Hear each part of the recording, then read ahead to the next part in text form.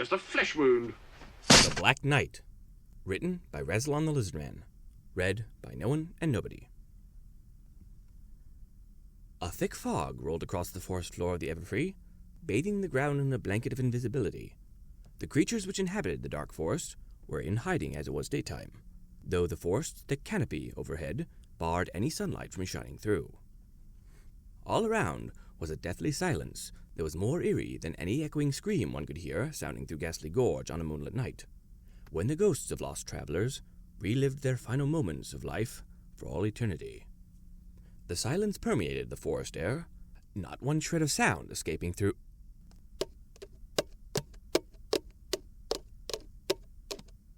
Hurry, fair Cadence!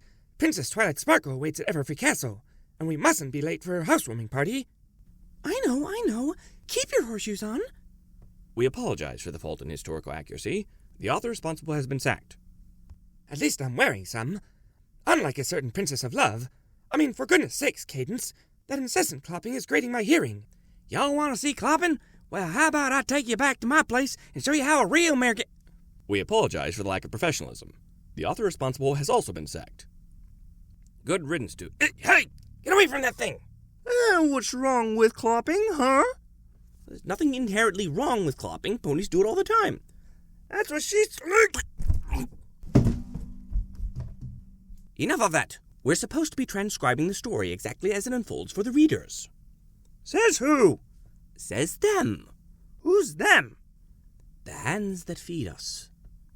Wait, since when do we get paid to do this? Are you really that What are you doing? The group of majestic moose, minus one laying dazed on the ground by their hooves, turned from their strange box-shaped device towards the two princesses, who were staring at them with mixed looks of confusion and sheepishness. A momentary silence passed between the two groups before the moose all went into a panic and began stampeding back into the forest. The dazed moose, stirred awake by the noise, slowly got up with a swagger in his step, quickly spying the two princesses. I regret nothing! He shouted and galloped away after his comrades. Both princesses stared at the retreating moose figures until they were out of sight, their faces completely blank. Okay, Cadence said, finally recomposing herself. She turned back to Luna. Anyway, you were saying? Oh, right. Luna lifted the sword she was carrying and pointed it at Cadence's hooves. The clopping sound you make is grating my ears. Please keep it to a minimum. Cadence scowled. You know, it'd be no problem at all if you agreed to let me carry the sword so I could fly. Instead of having to carry all this stuff for Twilight's housewarming party. Cadence readjusted her hold on the mountain of stuff she carried. The sound of expensive china and silverware could be heard jingling around inside, including at least one cracking of glass. Nay, fair Cadence, Luna replied, shaking her head in disapproval. You are not trained well enough to wield a sword, let alone use it effectively against an enemy. Luna did a few twirls with the sword in the air. Only a truly experienced warrior can wield a weapon of such power and speed without risking harm to themselves or their charges. Between the two of us, I am the most experienced, so I shall wield the sword and guard us against whatever evils try to bring harm unto you. Cadence fumed in response. I helped Twilight defeat a giant freaking worm! So I'm told, Luna replied, disinterested. However, quick reflexes take precedence over magical might in the Everfree, where creatures can leap out at you with no warning and leave no time for you to prepare a defensive spell. She lifted the sword up over her head in a show of might. Only this can you trust with your life. Cadence frowned. I'll have you know that Chinese taught me a lot about sword. The Princess of Love was interrupted by a coconut smashing upon the ground at her hooves. They both looked up to see a swallow sitting on a branch, giggling. You insolent bird! Luna screamed.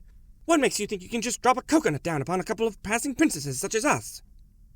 The swallow responded with an obscene gesture. That's it! Take this! Luna shouted, before lunging her sword at the bird. The swallow quickly took to the air, easily avoiding the moon princess's attack. The bird blew raspberries at them, while it flew up and out of sight through the forest canopy. Luna retrieved her sword and brought it back to her side. Bloody pheasant! She muttered.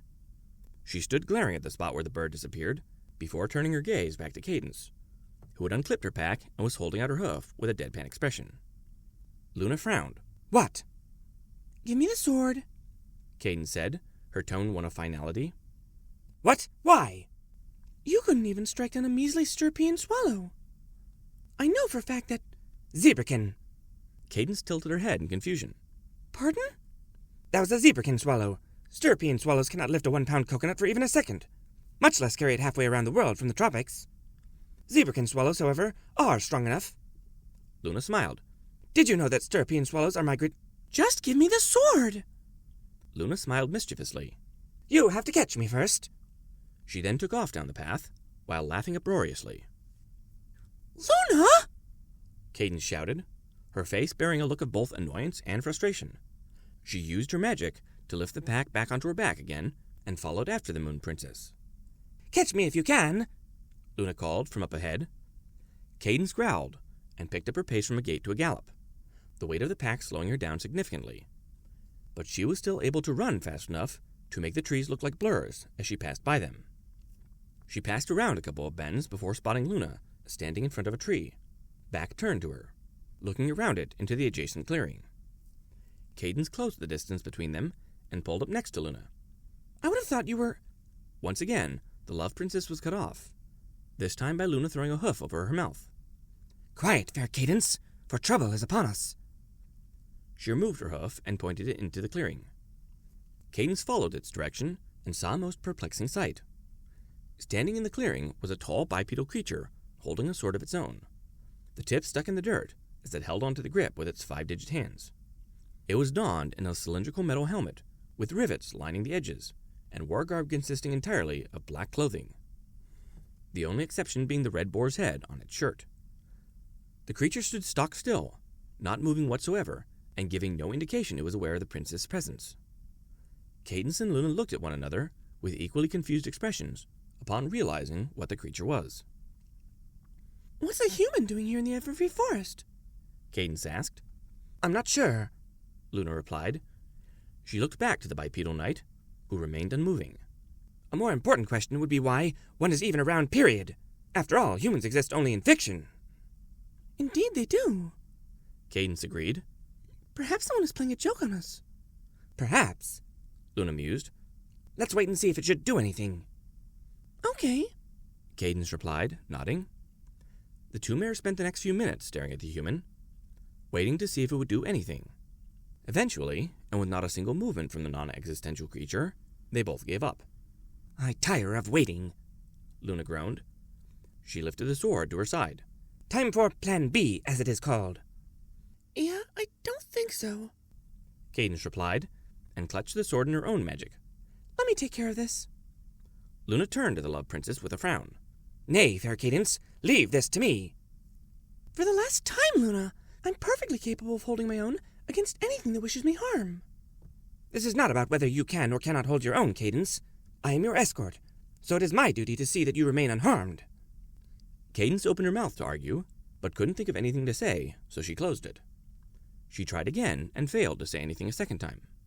On the third time, and the fourth, then the fifth.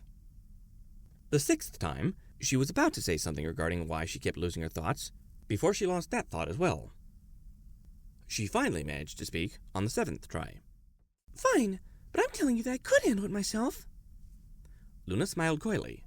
Sure you could. She stepped out from behind the tree and began approaching the enigmatic human. Cadence just rolled her eyes and followed. The knight did and said nothing as they approached. It stayed still as a statue, though for all the two mares knew, it could have been sizing them up behind its helmet.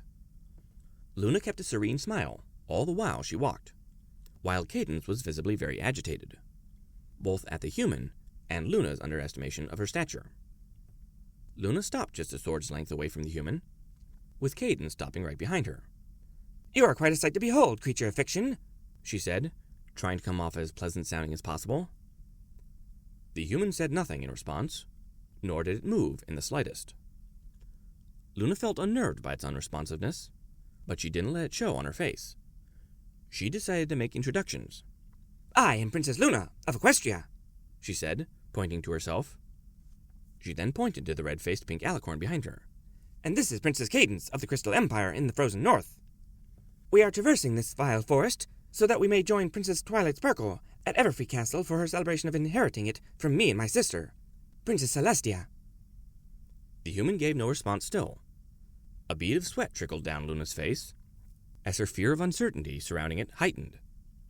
Cadence, meanwhile, noticed the sweat drop to the ground and rolled her eyes again. You're welcome to accompany us if you seek food and shelter, Luna offered. Championed as I'm sure you are in swordplay, the Everfree is quite dangerous for solo travelers. Yet again, the knight made no acknowledgement of either of the two ponies. Cadence was bored by this point, and absent-mindedly scuffed her hoof along the ground. Even Luna's fear had mostly dissipated, and her expression was now one of exasperation. If you do not wish to join us, then so be it. She turned back to Cadence. Come, fair Cadence, let us do our best to make up for lost time. With a grunt of acknowledgement, Cadence turned and began following Luna around the human, only for them both to be stopped by his sword extending out to block their way. No other part of him moved, however, making the sudden movement all the more unnerving. The two mares shared a surprised look before Luna turned her gaze to the human. What is the meaning of this creature of mystery? None shall pass, The human finally said in a masculine monotone. Luna furrowed her brows in agitation. Your insolence and disrespect for authority is staggering. Whatever has the equestrian crown done to provoke this behavior? I move, The human finally turned so its head was directly facing the two princesses. for no man. You idiot, he's addressing a couple of ponies, not humans! Crap, sorry. Take two. I move, The human finally turned so its head was directly facing the two princesses. for no pony. Luna was about to retort when she was suddenly yanked to the ground behind her by a telekinetic pull. She dropped her sword onto the ground, only for it to be snatched up by a light blue magical aura, and lifted into the air. From where she lay on the ground, Luna watched slack-jawed as Cadence, unclipped from the pack which now lay just behind the Moon Princess, stood tall and proud, with a confident smirk etched into her muzzle. Think again, Buster, She stated, and readied her sword. The knight took the first move by swinging his sword in a low arc towards Cadence's hooves, which she expertly dodged and closed in for her own strike at his chest, which he dodged just as well. The knight then attempted an overhead strike upon Cadence's head, only to miss when she casually sidestepped out of his way, and again when the knight attempted to strike again with a horizontal slice to her barrel. She followed up with a twirling spin attack, coming within a hair's length of his chest as he hopped backward. Taking advantage of her momentary loss of coordination, the knight attempted to cleave her side with another horizontal strike, but was surprised when Cadence stopped spinning with her sword positioned right into the way of his own, blocking it. She then followed up with a counterattack, using the hilt of her sword, slamming it into the knight's helmet with a resounding clang. He staggered around for a moment, dazed, before reorienting himself and closing in for another attack. All the while, Luna watched the battle with interest. She could see Cadence was more skilled with the sword than she'd previously believed. Watching the human knight's movements, however, Luna couldn't shake the feeling that something was amiss. For one thing, despite the sword being of the same type as Luna's, which she knew to be exceptionally lightweight, the human had to use both of his hands when swinging it. What also struck her as odd was that with every other swing the human performed, it would bend its body hard over to the corresponding direction of the swipe, rather than keep itself upright and facing towards Cadence. To Luna, it seemed almost as if... She flinched in surprise when she saw Cadence cleanly slice off one of the human's arms with a light slash of her sword. The arm fell to the ground, and blood began squirting out of the hole where it was once connected to the knight's shoulder. Instantly, Luna realized what was going on and began scanning the immediate area with a scowl. Never would I have thought. There! Stand aside, creature of fiction! Cadence proclaimed, believing the fight was hers. The human looked down at its wound, eyeing the now empty space where his arm just was, his expression unknown behind his helmet. Finally, he just shrugged and lunged forward, taking Cadence by surprise and only giving her a hair's breadth of time to dodge. You're fucking kidding me! She thought as she readied herself for another round. What in Tartarus is this thing? Now with only one hand, the human proceeded to clumsily strike at Cadence, only for her to easily block each of his attempts. The human repeated his futile assault for a few moments, before Cadence sidestepped again and sliced the knight's other arm clean off. It too fell to the ground, still gripping the sword, and blood began oozing from the wound where it was once connected to the human's shoulder. The fight is mine. Cadence proudly proclaimed. She then turned back to Luna. Well, well, well. Looks like I... Oof! Cadence was interrupted by the human knight's boot making contact with her head. She fell over sideways and clutched at the spot where she'd been hit, before looking up incredulously at the knight, who was shuffling back and forth on his feet like a boxer. Oh, for the love of... She got back up onto her hooves and picked the sword back up with her magic. Look, you stupid! This word has been bleeped due to the inability to pay the required swearing tax. You've got no chance of winning. Yes, I have. Not without any arms. The knight proceeded to kick Cadence's rump. Did he just... Another kick. Chicken! And another. Chicken! Achoo! Bless you, Scootaloo. Thanks, Dad. The human knight continued his assault on the pink princess, kicking every inch of her body that he could reach with his boot, while chanting foolish insults at her. Cadence, meanwhile, could only hold her head low as she remained fixed in place, moving only slightly in response to the knight's kicks. Her mind had shut down at the absurdity of the situation, to which a hidden part of her psyche began to emerge and take shape in her conscience. It demanded that she calmly, politely annihilate the human for daring to so much as touch her rump. Finally, she managed to rein in her stupor enough to speak. You're a lunatic, She stated while a sweet, happy smile crossed her mouth. I mean, you've got no sword or arms with which to use one, and you're hopping around, reduced to lightly kicking me, without even a shot of inflicting so much as a modicum of damage, and yet you still think you're going to win this duel. The Black Knight always triumphs! Another kick, this time to the chest. I'm sure you do. Cadence said sweetly, before slicing both of Black Knight's legs off with one swift swipe of her sword. The severed limbs joined their armed brothers on the ground in a bloody mess, while the Black Knight's now limbless torso fell to the ground. It stood upon the ground, completely immobile, while the head continued to turn around in inspection of its inescapable predicament. Eventually, it became still as a statue, then fell forward onto the ground with a soft thud. The Black Knight had fallen. Cadence breathed a sigh of relief and turned back to Luna. All right, Luna, we can go now. What the heck? Luna was standing a few dozen meters away, in front of a bush just off the path. But that wasn't what confused the love princess. What confused her was the very sheepish faces of both her sister-in-law, Princess Twilight Sparkle, and the reformed spirit of chaos, Discord, of whom both were suspended in Luna's magic aura. The Moon Princess wore a deadpan expression as she returned Cadence's gaze. What is this, Luna? Cadence asked, confused. Luna sighed and rubbed the bridge of her muzzle. These two have been playing us for fools. Cadence tilted her head. Beg pardon? Discord pulled a microphone from behind his back. "We'll call it a draw," he said sheepishly into the microphone. To Cadence's shock, the same words, though with a different voice, sounded from the Black Knight's helmet. We'll call it a draw. She dropped the sword and used her magic to remove the helmet from the slain knight. She was yet again shocked to see that there was no head underneath the helmet. Instead, a fancy microphone-like device stuck out from the neck cavity. The Black Knight is nothing more than a headless human flesh puppet outfitted with a voice-altering device, Luna explained. She glared at the two terrified individuals held in her magic. Would you care to explain what the meaning behind this tomfoolery was?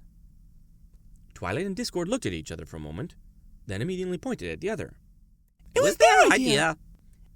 They shouted in unison. Luna sighed again and rubbed the bridge of her muzzle again. She released her magic hold on them, letting them both drop to the ground with a hard thud each. The Draconiquus and Alicorn took a moment to right themselves and stand up straight as Cadence approached. Why do this, Twilight? She asked, looking solemnly at her sister-in-law. The Lavender Alicorn was about to reply when Discord spoke up. "Well, I can see this is a princess-centric affair, so I'll just be on my way." Discord stood up to his full height. "See you at the housewarming party." And with a snap of his talon, Discord was gone in a flash of yellow light. All three princesses stared for a moment at the spot where he was, before Luna and Cadence turned back to Twilight, and she to them. Twilight scuffed her hoof across the ground, rather sheepishly, her face tomato red. Well? Luna said, urging her to speak. Twilight sighed. I was looking to build a genuine friendship with Discord. Celeste's been telling me if I want to live up to my reputation as Princess of Friendship, I need to be willing to extend the olive branch to everyone, including him. She pointed at the ruined human flesh puppet. We got the idea to bond with each other over pranking other ponies. Needless to say, it didn't turn out so well. She looked back up at Cadence and Luna with sad, pleading eyes. Can you two forgive me? The Love and Moon Princesses shared a look, then smirked, as they both had the same thought. Luna returned her gaze to Twilight. Perhaps we can, Twilight Sparkle, but you still endanger the lives of two royals. Such an action will come with some repercussions. Twilight's eyes went wide as she imagined all the heinous things that could happen to her for what she did. Like, what? She stammered. Both Cadence and Luna smiled, mischievously. You know what, Cadence? Luna asked her. What, Luna? Cadence replied. The Everfree looks truly splendid from this height. That it does, Luna. That it does. Both princesses shared a hearty laugh for a few moments. Afterwards, Luna leaned over the side of the mountain of stuff they sat upon. How are you holding up down there, Princess Twilight? She asked. Twilight Sparkle, trudging onwards through the pain of carrying 70 pounds worth of gear, as well as both princesses with her severely underutilized earth pony strength, choked out an answer. I'm just peachy. Good to know, Luna replied, and resettled in her seat. You know what I like to say at times like this? Cadence asked. What? Luna replied. Cadence smiled a smile so evil it would make King Sombre blush. The song of me. Twilight's eyes widened in absolute horror.